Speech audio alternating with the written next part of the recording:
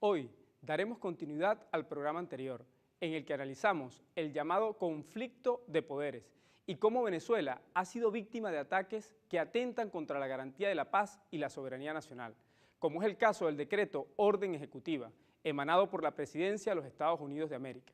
En este debate presentaremos algunas interrogantes. ¿Está la Asamblea Nacional facultada para implementar un juicio político al presidente de la República Bolivariana de Venezuela, Nicolás Maduro? ¿Cuál ha sido la respuesta de la directiva de la actual Asamblea Nacional al decreto de Obama? ¿Está consciente el pueblo venezolano de lo que representa este decreto para la paz y la soberanía nacional? Son los temas en debate.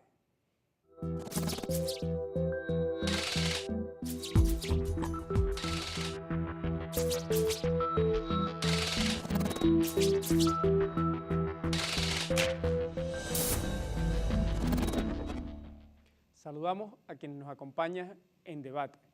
En el programa de hoy vamos a tener una pequeña disertación tomando un fragmento del autor Gabriel García Márquez, nuestro querido Gabriel García Márquez, en un discurso que pronunció el 6 de agosto de 1986 en el aniversario 41 de la bomba de Hiroshima. Esto porque consideramos que es interesante reflexionar el papel que ha jugado los Estados Unidos en la historia de la humanidad, siendo el único país que hasta ahora ha implementado bombas atómicas sobre población civil en el mundo. Dice Gabriel García Márquez en su artículo: así es, hoy, 6 de agosto de 1986, existen en el mundo más de 50.000 ojivas nucleares emplazadas. En términos caseros, esto quiere decir que cada ser humano, sin excluir a los niños, está sentado en un barril con unas 4 toneladas de dinamita, cuya explosión total puede eliminar 12 veces todo rastro de vida en la Tierra. La potencia de aniquilación de esta amenaza colosal que pende de nuestras cabezas como un cataclismo de Damocles plantea la posibilidad teórica de inutilizar 4 planetas más que los que giran alrededor del Sol e influir en el equilibrio del sistema solar. Ninguna ciencia, ningún arte, ninguna industria se ha doblado a sí misma tantas veces como la industria nuclear desde su origen. Hace 41 años, ni ninguna otra creación del ingenio humano ha tenido nunca tanto poder de determinación sobre el destino del mundo. Nos dice aquí Gabriel García Márquez, ¿no? Nos habla de la gravedad, del poder de destrucción que han creado las potencias, entre ellas las potencias imperialistas como Estados Unidos, el poder de destrucción que han creado con las armas atómicas y bueno, con todo el armamento y el poderío que tienen en el mundo. Y dice luego Gabriel García Márquez en este extraordinario discurso que invitamos a leer completo, buscarlo en internet, a través de cualquier buscador, colocando el cataclismo de Damocles de Gabriel García Márquez, pueden ubicarlo fácilmente. Dice posteriormente: con toda modestia, pero también con toda la determinación del espíritu, propongo que hagamos ahora y aquí el compromiso de concebir y fabricar un arca de la memoria, capaz de sobrevivir el diluvio atómico, una botella de náufragos siderales arrojada a los océanos del tiempo, para que la nueva humanidad de entonces sepa por nosotros lo que no han de contar las cucarachas. Que aquí existió la vida, que en ella prevaleció el sufrimiento y predominó la injusticia, pero que también conocimos el amor y hasta fuimos capaces de imaginarnos la felicidad. Y que sepa y haga saber para todos los tiempos quiénes fueron los culpables de nuestro desastre y cuán sordos se hicieron a nuestros clamores de paz para que ésta fuera la mejor de las vidas posibles, y con qué inventos tan bárbaros y por qué intereses tan mezquinos la borraron del universo. Hoy día parece una locura pensar y reflexionar estas cosas. Esto fue en 1986. No queremos ni imaginar de qué tamaño es el barril de pólvora que tenemos cada uno de nosotros como seres humanos, digamos, dispuestos para acabar con este planeta, con todas las armas que han creado las fuerzas imperiales que han pretendido dominar a los países del mundo. Estos temas son fundamentales para la reflexión y para el debate de cualquier ser humano que entienda la humanidad en la que estamos viviendo hoy y los graves riesgos que corre cualquier país bajo amenaza de ser atacado por las grandes potencias que tienen hoy este gran poderío armamentístico. Para eso vamos a compartir, en breves segundos, vamos a compartir un video con ustedes donde se refiere brevemente lo que implica el decreto de la orden ejecutiva del presidente de los Estados Unidos contra Venezuela, el que nos declara una amenaza inusual y extraordinaria para la seguridad de los Estados Unidos y que realmente es una amenaza inusual y extraordinaria, indiscutiblemente, para la seguridad de los venezolanos y venezolanas. Vamos a ver este video y seguimos en debate.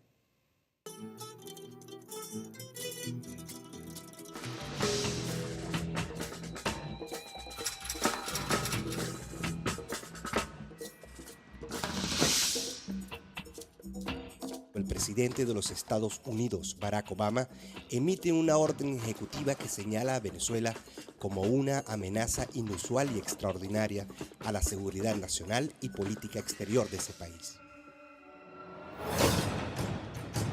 La declaración de emergencia nacional, donde se considera a Venezuela una inusual y extraordinaria amenaza, es una categoría legal contenida en la Ley de Poderes Económicos de Emergencia Internacional.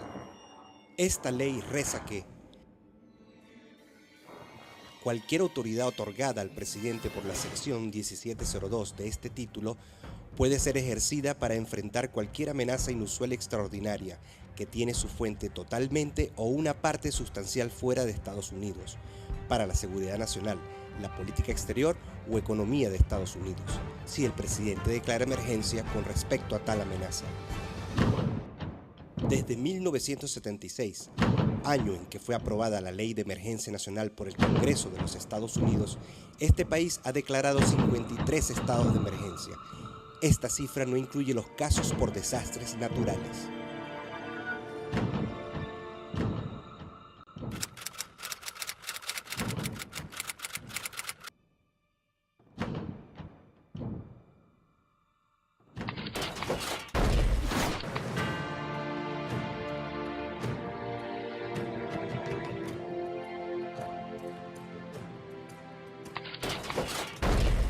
El destino de Estados Unidos será tragarse una a una las antiguas colonias españolas. En los años transcurridos del siglo XXI, las intervenciones y guerras más sangrientas desarrolladas por Estados Unidos han sido fundamentalmente en países petroleros.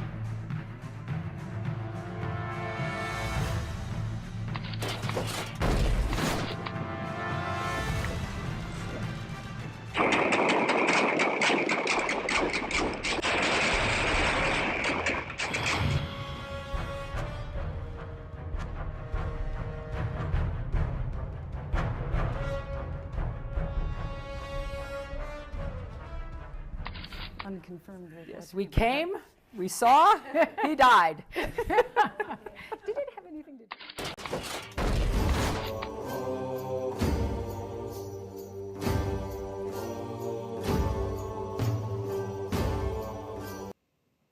Estas crudas imágenes nos muestran el terrible papel que está jugando los Estados Unidos en lo que va de siglo.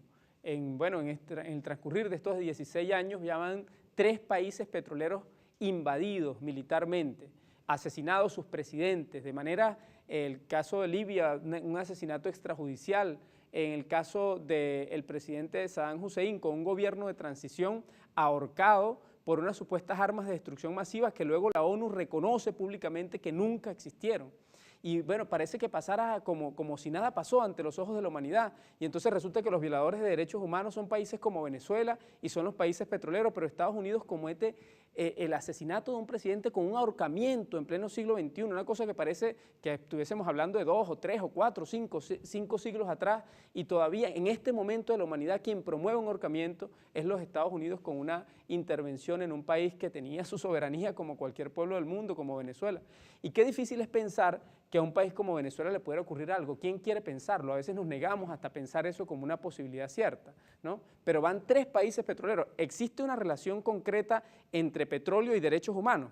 No preocupan los derechos humanos en Ayotzinapa con los 43 desaparecidos, no preocupan los derechos humanos en Colombia con las fosas comunes, no preocupan los derechos humanos en países africanos con graves problemas después de toda la intervención europea de siglos en esos países y todo el desastre que hay en esos países.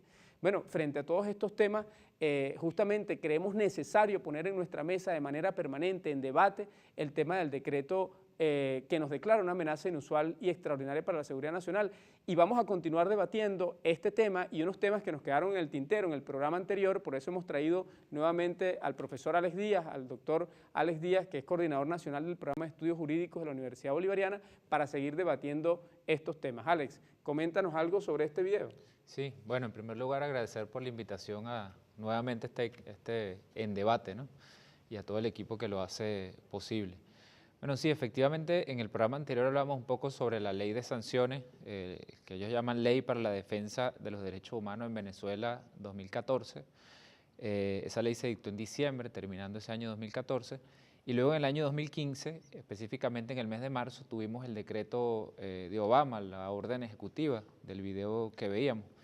Y un año después, cuando esa orden ejecutiva se venció, pues vimos cómo fue renovada una vez más en este año 2016 y está en este momento en plena vigencia. Habría que decir que esta orden ejecutiva no es más que parte de la historia de los distintos intentos que en estos 17 años se han puesto en práctica en Venezuela, ¿no? Que van por un catálogo desde golpes de Estado, sabotaje petrolero, guarimbas, desconocimiento de resultados electorales. Ese es, digamos, en ese contexto donde se inscribe este decreto de Obama, un decreto que además fue ampliamente rechazado por el pueblo venezolano, por personas que apoyan al gobierno y por personas que no lo apoyan, pero que tienen una posición patriota y que defienden la soberanía nacional. Recordemos que fueron más de 13 millones de firmas las que se recabaron y se consignaron en la reunión de Panamá, en la Cumbre de las Américas de Panamá. Entonces, esto es importante decirlo, ¿no? Y que fue renovado en el año 2016 este decreto, pero además el año pasado, el año 2015, el Tribunal Supremo de Justicia emitió la sentencia 443. Digamos que es una decisión de la Sala Constitucional que rechaza y declara que no tiene ningún tipo de validez el decreto de Obama, ¿no? Sí, fíjate, ahí tenemos además la situación de que la orden ejecutiva se emite el 9 de marzo de 2015, pero antes de la Cumbre de las Américas, Obama menciona que Venezuela no es una amenaza, pero que están muy preocupados por la situación.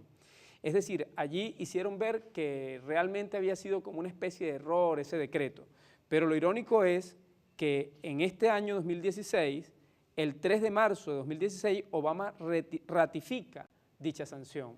Y bueno, es realmente, digamos, un tema sumamente delicado para nuestro país, la vigencia de un decreto como ese, ¿no? Yo creo que es un tema que todos los venezolanos deberíamos no estar solo debatiendo, sino buscando las maneras de que permanentemente haya una política de rechazo al decreto y de exigencia a que se anule este decreto, ¿no? Así es, yo coincido con ese planteamiento porque mientras estamos aquí debatiendo, el decreto sigue vigente, ¿no? Y además ha generado unos efectos concretos, ¿no? Tenemos funcionarios venezolanos que han sido sancionados, ¿no? Indebidamente, ilegalmente, sin notificación, sin derecho a defensa de ningún tipo. Tenemos además que este decreto ha servido para alentar pretensiones insurreccionales en el país. Este decreto, fíjate que la renovación del año 2016, del 3 de marzo, como tú bien lo decías, previamente, el 25 de febrero, el presidente Nicolás Maduro había planteado públicamente al gobierno de los Estados Unidos dialogar, recomponer las relaciones, que se aceptaran las credenciales del embajador que Venezuela había designado. Y la respuesta fue la renovación del decreto de Obama, ¿no? Segunda parte. Bien, vamos a ir a un corte y ya regresamos en debate.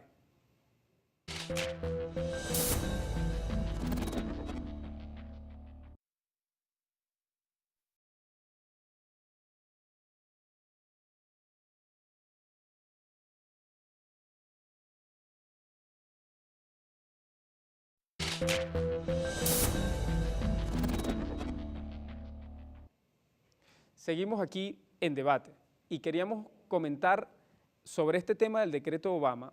Hubo 4 poderes del Estado que se pronunciaron en contra, ¿no?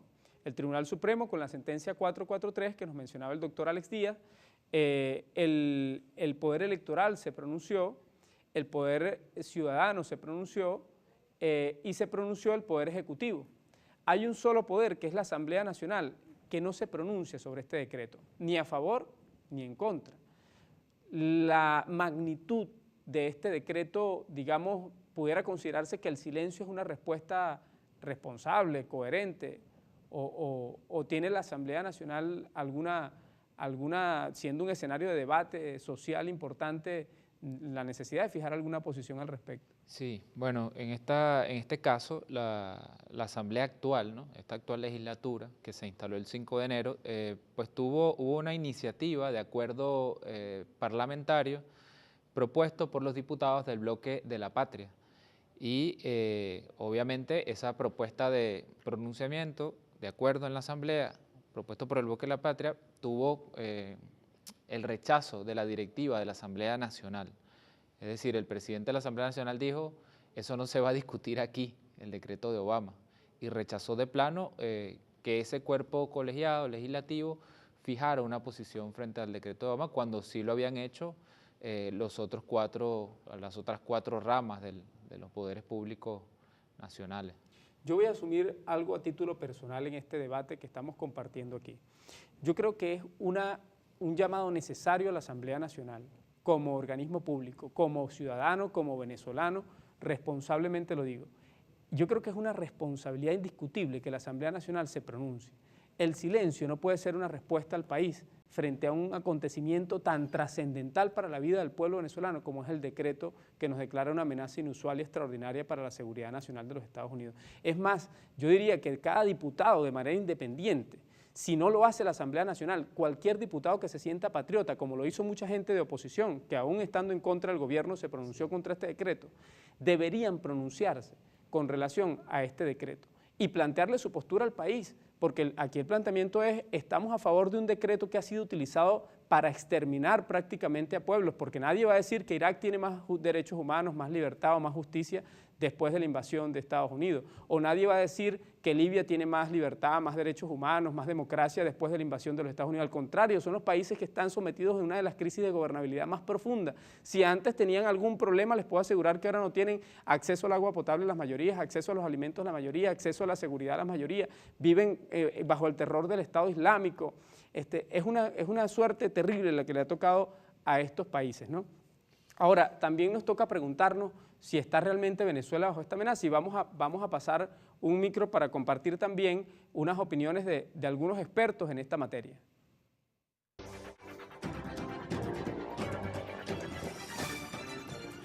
Si América Latina es tan irrelevante, que me expliquen por qué la primera doctrina, de política exterior que elabora los Estados Unidos es la doctrina Monroe, que para Estados Unidos, América Latina es de lejos la región más importante, ¿no es cierto? ¿Por qué? Porque lo es estratégicamente desde el punto de vista militar y lo es económicamente desde el punto de vista de los bienes comunes, ¿no es cierto? América Latina tiene prácticamente con el 7% de la población mundial, tiene el 45% del agua potable del planeta Tierra. Y las próximas guerras, quiere decir de la segunda mitad del siglo XXI, van a ser guerras del agua. Aparte tiene petróleo, ¿verdad? Hoy en día las mayores reservas certificadas, no cualquier cosa, reservas certificadas de petróleo se encuentran en Venezuela. Venezuela desplazó a Arabia Saudita ¿Por qué? Porque las famosas arenas bituminosas de la faja del Orinoco, resulta que hoy los procesos tecnológicos de refinamiento hacen posible que eso se convierta en petróleo. Con lo cual, Venezuela hoy es el país que tiene las mayores reservas certificadas de petróleo, ojo, certificadas no por los venezolanos, sino por un organismo internacional como la OPEP. Entonces imaginémonos cómo no va a ser importante un continente que tiene petróleo, tiene agua, tiene energía hidroeléctrica, tiene la mitad de la biodiversidad mundial. Bien, nos preguntábamos entonces qué pasaba, qué estaba pasando en América Latina mientras se daban estas invasiones sangrientas en el Medio Oriente. Y bueno, en el video veíamos la relevancia que tiene Venezuela para la geopolítica internacional y para los intereses de los Estados Unidos, sus intereses energéticos concretamente, ¿no? Pero bueno, también justamente en este análisis y en este debate estábamos reflexionando qué pasaba en América Latina mientras se estaban dando estas invasiones cruentas en el Medio Oriente. Sí, había como dos estrategias planteadas, ¿no? En el Medio Oriente, una estrategia de fuerza, una estrategia militar, y en estas latitudes, pues una estrategia de intervención para cambiar los gobiernos, ¿no? Obviamente sin intervención militar, ¿no? Por ejemplo, está el caso de Honduras, donde el presidente Manuel Zelaya se le dio un golpe de Estado, ¿no? Y asumió como presidente el entonces presidente del Congreso hondureño, el golpista Micheletti. Luego lo vimos en Paraguay, aplicar la fórmula contra el presidente Fernando Lugo, como se le da también un golpe parlamentario. Y más recientemente lo hemos visto en Brasil, como a partir de un juicio político que puede estar contemplado en la Constitución, 54 senadores desconocen la voluntad popular de 54 millones de brasileños. Entonces son dos estrategias distintas cambiando de latitudes.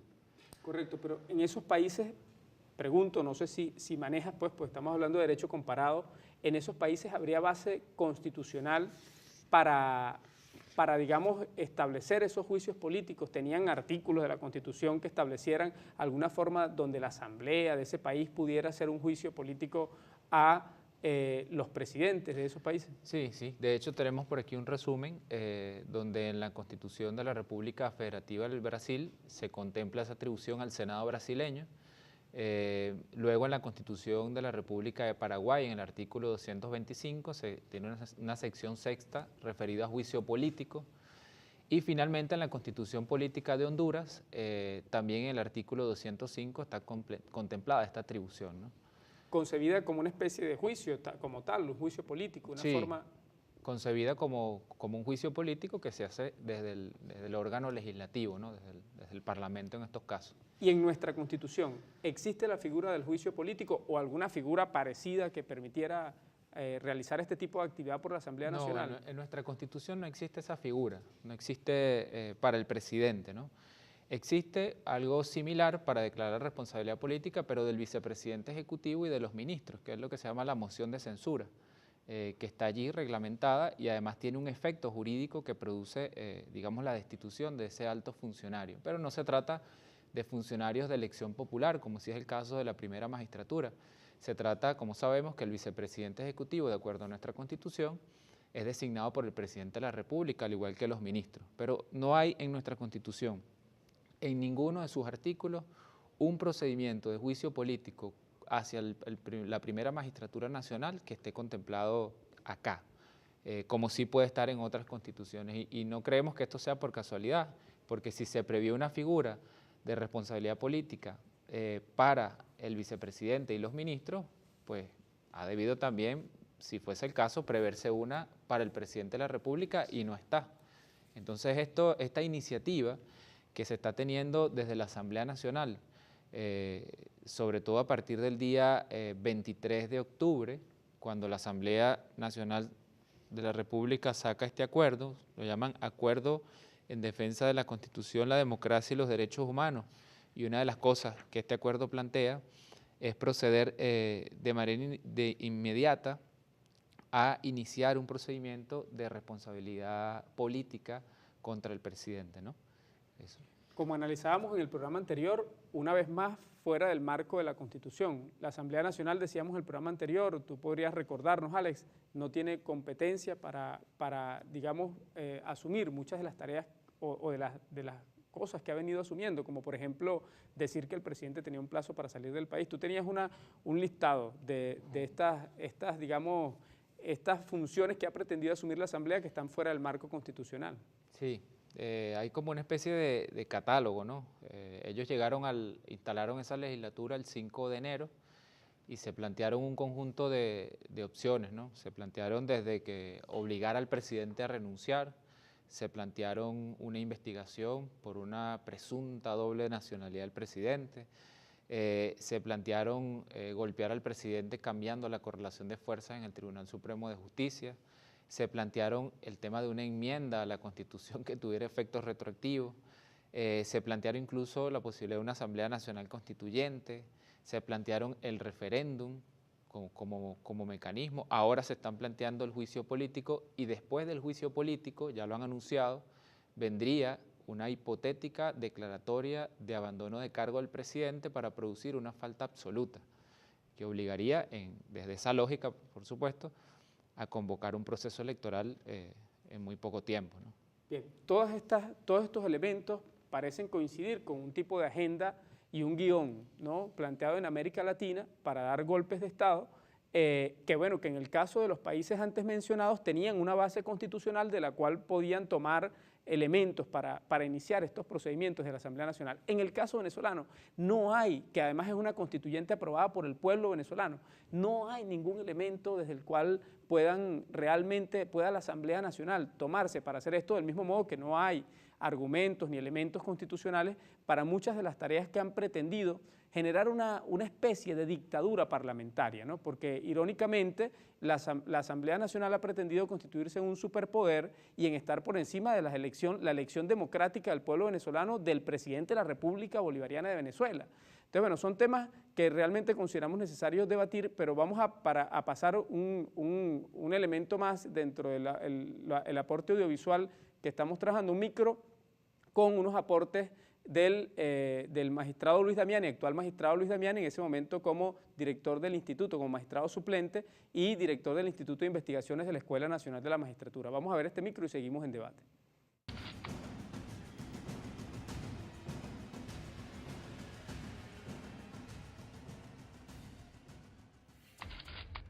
En estos meses hemos tenido que dar respuesta del Tribunal Supremo de Justicia, de la Sala Constitucional, a unas leyes y a unos decretos, leyes y decretos injerencistas en contra de la Venezuela bolivariana. Son hechos muy graves que se añaden a los múltiples ataques a Venezuela por parte de los Estados Unidos en busca de sus objetivos. Todos sabemos que Venezuela posee las reservas más grandes del crudo del planeta, con 298.353.000 millones de barriles, de los cuales 259.460.000 millones se encuentran en la faja petrolífera del Orinoco Hugo Chávez Frías, lo que equivale al 20% del total mundial. También tenemos que tomar conciencia de que somos el sexto país en reserva de gas. Nuestro país, para imperialismo y para las potencias mundiales, es clave en lo que se conoce con el nombre de la geopolítica del petróleo. Bien, veíamos al magistrado Luis Damiani bueno, en una disertación que se generó a través del convenio entre la UVB y el Tribunal Supremo de Justicia, la maestría en Derecho Internacional Público, un espacio académico donde se disertaba sobre la sentencia 443 que rechaza este decreto de Obama, pero que de alguna manera precisamente lo que se analiza en este tema es cómo de la responsabilidad histórica que tiene el pueblo venezolano de rechazar una amenaza tan grave para la seguridad nacional, para la seguridad del país, más en un momento en que el propio Estados Unidos nos dice que en su estrategia de seguridad del año 2015 que va a promover la aplicación de la Carta Interamericana, la Carta Democrática Interamericana en países como Venezuela. Estamos en un nivel de amenaza bien fuerte, pero analizábamos entonces en paralelo cómo se dan intervenciones imperialistas en Medio Oriente y en América Latina golpes de Estado parlamentario. Entonces, ahí es preciso que nosotros hagamos una relación de lo que viene, el papel que viene jugando, doctor Alex, la Asamblea Nacional en este momento con todos esos intentos y los procesos de intervención de Estados Unidos en países petroleros, ¿no? Sí, bueno, habría que decir también que el decreto de Obama ha tenido unos efectos concretos en el país, ¿no? Si nosotros vemos en perspectiva el año 2015, el año 2014, este mismo año 2016, varias cosas resaltan, ¿no? Hemos visto, por ejemplo, que Venezuela ha sido objeto de un bloqueo financiero internacional despiadado, a pesar de que no hemos caído en default, no hemos caído en impago, hemos pagado puntualmente nuestros servicios de deuda, y sin embargo pagamos y nuestro riesgo país aumenta, ¿no? Se nos pone más costoso el servicio de deuda. Te pongo otro ejemplo, a la República le fueron cerradas recientemente las cuentas del Citibank, unas cuentas que utiliza la República para pagar servicios de deuda, para comprar alimentos, para hacer cumplir sus obligaciones, ¿no? Bien, te pido que después del corte nos sigas comentando estos temas.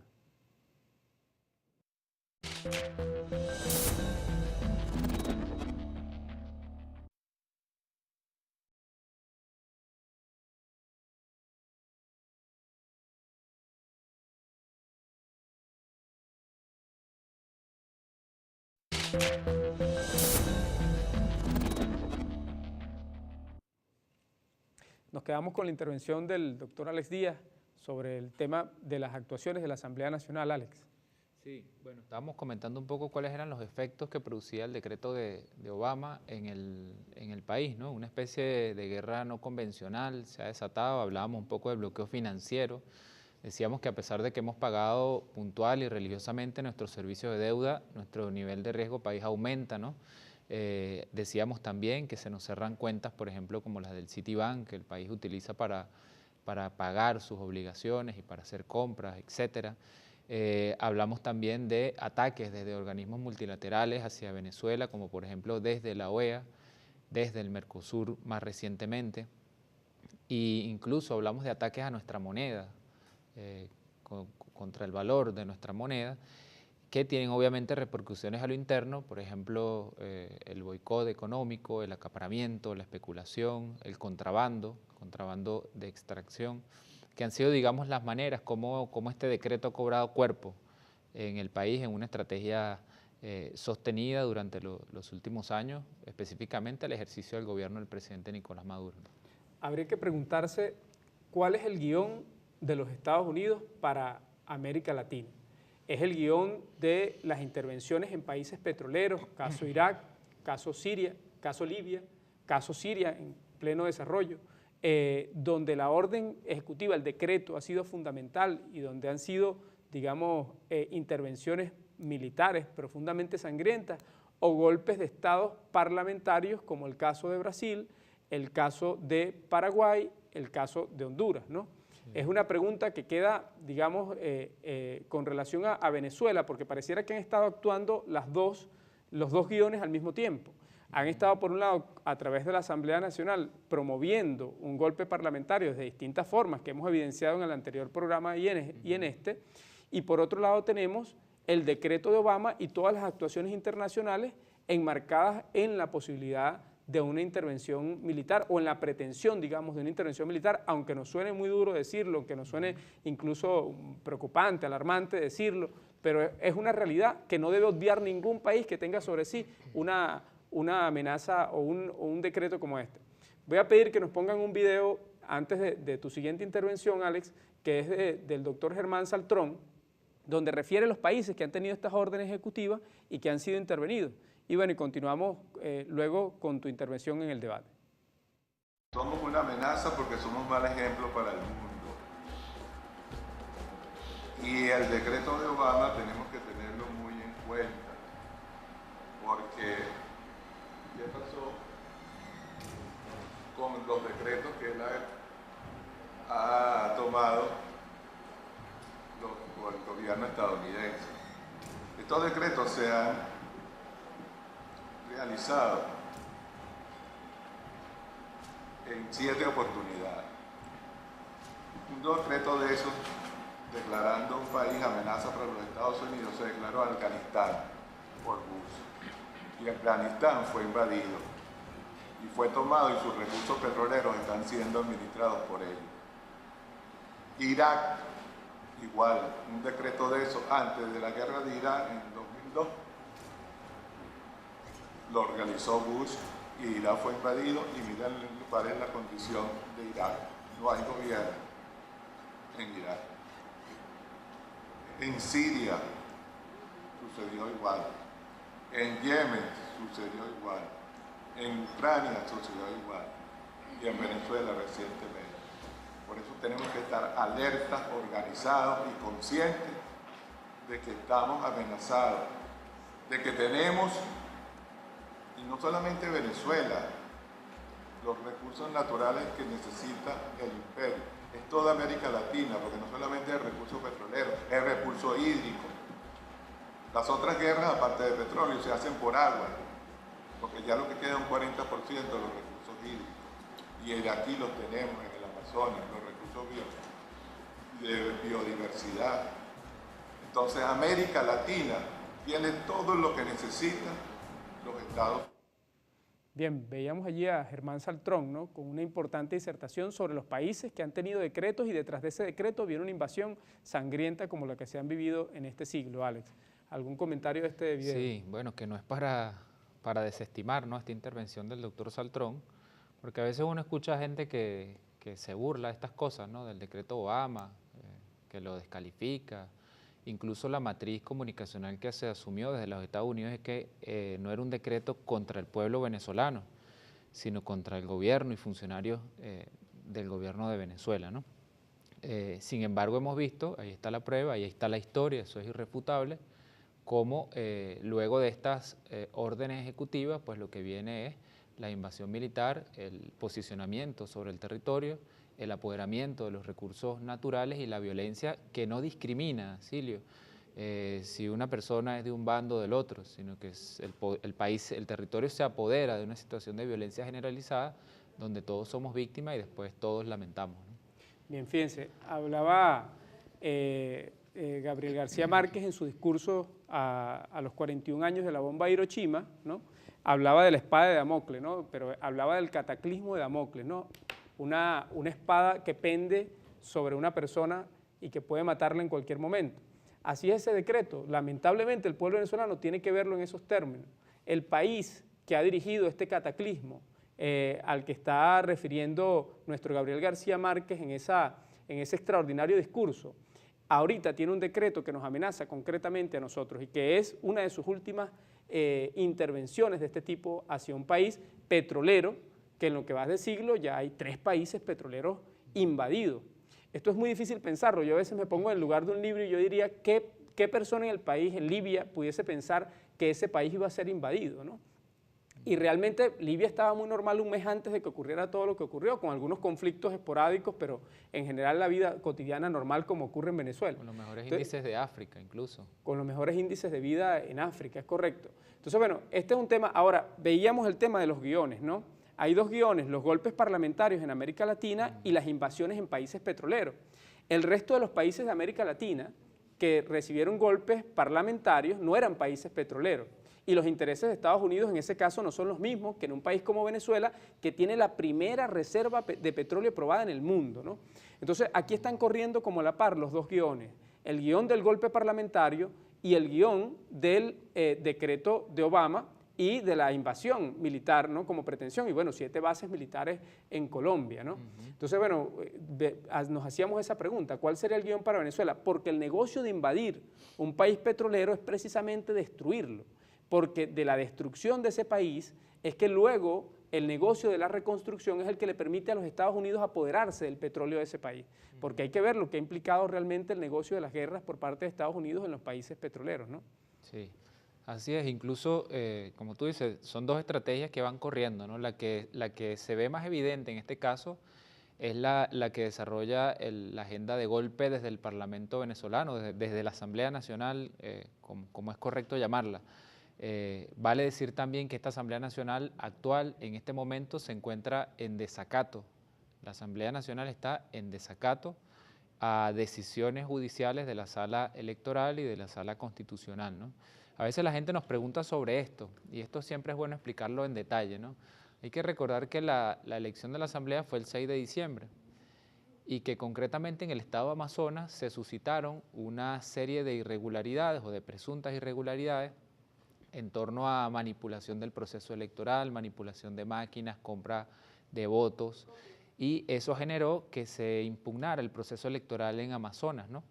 El 30 de diciembre del año 2015, la Sala Electoral admite un recurso contencioso de nulidad contra el proceso electoral, sumado a un amparo cautelar, ¿no? Y admite esa acción y además suspende cautelarmente los actos de totalización, adjudicación y proclamación de los 4 ciudadanos que fueron electos en el estado de Amazonas, 3 de la MUT y 1 del Partido Socialista Unido de Venezuela. Sin embargo, la Asamblea desatendió esta sentencia y el día 6 de enero, un día después de que se instaló la Asamblea, procedieron a juramentar y a incorporar a estos 3 ciudadanos del estado de Amazonas al quórum de la Asamblea, ¿no? Ellos se mantuvieron el día 6, 7, el día 11 se pronuncia nuevamente la Sala Electoral y dice: aquí declara que ha habido un desacato por parte de la directiva de la Asamblea Nacional y por parte de estos 3 ciudadanos, ya que están desacatando la medida cautelar de la Sala Electoral. Vale decir además que el desacato es un delito en nuestra legislación de naturaleza penal, un delito, pero luego el 12 la propia Asamblea desiste de mantener a esos ciudadanos incorporados a la Asamblea y digamos que vuelve a la normalidad. Siendo que hasta el día 28 de julio, nuevamente, insiste la directiva de la Asamblea Nacional en incorporar a estos 3 ciudadanos, nuevamente desacatando a la Sala Electoral, alegando un supuesto retardo procesal del Tribunal Supremo de Justicia en resolver el fondo del asunto sobre la elección de Amazonas, ¿no? Por supuesto que a esto el tribunal le dijo que el Tribunal Supremo no puede adelantar ni retrasar procesos, simplemente los procesos se van dando y tienen unas etapas, ¿no? ¿Desde qué fecha está la Asamblea Nacional en desacato, decidido así por el Tribunal Supremo de Justicia después de incumplir las decisiones? Sí, hay 2 momentos, en este año 2016 hay 2 momentos de desacato. El primer momento se da el 6 de enero, cuando un día después que se instala la Asamblea, ellos incorporan a estos 3 ciudadanos y los juramentan y los hacen parte del quórum. Ellos se mantienen incorporados hasta el día 11, cuando se pronuncia la Sala Electoral, el 12 los desincorpora. Digamos que la Asamblea, a partir del 12 de enero, vuelve otra vez a su cauce constitucional. Hasta el 28 de julio, que nuevamente la directiva insiste en incorporar a estos ciudadanos como diputados, hasta el día de hoy están incorporados y entonces han incurrido, digamos, 2 veces en desacato. Ahorita el desacato es continuado. Claro, vemos entonces una Asamblea Nacional que ha incurrido constantemente en incumplimiento de la Constitución y en intentar dominar todos los poderes públicos y pretender incluso ir por encima de la voluntad popular de quién es el presidente de la República, cuál es su periodo constitucional, y vemos un Tribunal Supremo que le ha correspondido, y por eso creemos que es muy importante, y lo hemos traído para ponerlo en la mesa de debate, que no se puede, digamos, estudiar y entender el contexto histórico de las decisiones que se han concebido como decisiones históricas del Tribunal Supremo de Justicia sin entender el contexto en el que la Asamblea Nacional sigue una agenda que es una agenda completamente fuera de la Constitución, pero que además se corresponde con una agenda internacional de intervención de nuestro país por parte de los Estados Unidos. Y es lo que hemos querido poner en la mesa de debate el día de hoy, pero queremos también traer un video donde se ve el respaldo internacional que tuvo la República Bolivariana de Venezuela por gobiernos de izquierda y de derecha en la Cumbre de las Américas, donde 31 países apoyaron a Venezuela, pronunciándose contra el decreto, que además lo entendían como una cosa completamente absurda y contraria a los intereses de paz para toda la región. Vamos a ver este video y volvemos ya para despedir nuestro programa en debate. En la séptima Cumbre de las Américas, Venezuela recibió un respaldo extraordinario con el apoyo de los 31 países latinoamericanos y caribeños. Surge o se firma un decreto en donde se declara a la hermana República Bolivariana de Venezuela como amenaza para la seguridad de los Estados Unidos de Norteamérica.